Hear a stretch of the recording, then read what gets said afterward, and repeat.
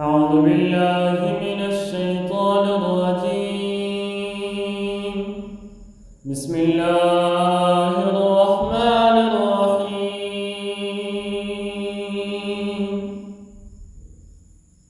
قل يا أهل الكتاب تعالوا إلى كلمة سواء بيننا وبينكم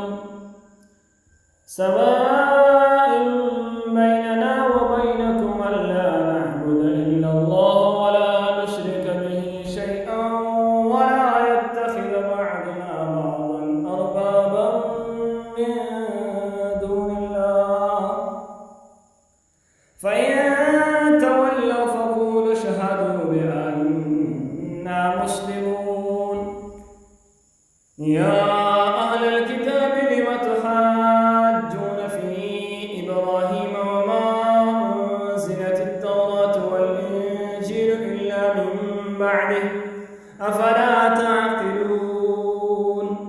ها أنتم هؤلاء حاججتم فيما لكم به علم فلم تحاجون فيما ليس لكم به علم والله يعلم وأنتم لا تعلمون. ما كان إبراهيم يهوديا ولا نصرانيا ولكن كان حنيفا مسلما وما كان من المشركين. إن أولى الناس بإبراهيم للذين اتبعوه وهذا النبي والذين آمنوا والله ولي المؤمنين. ودت طائفة من أهل الكتاب لو يضلونكم وما يضلون إلا أنفسهم وما يشعرون.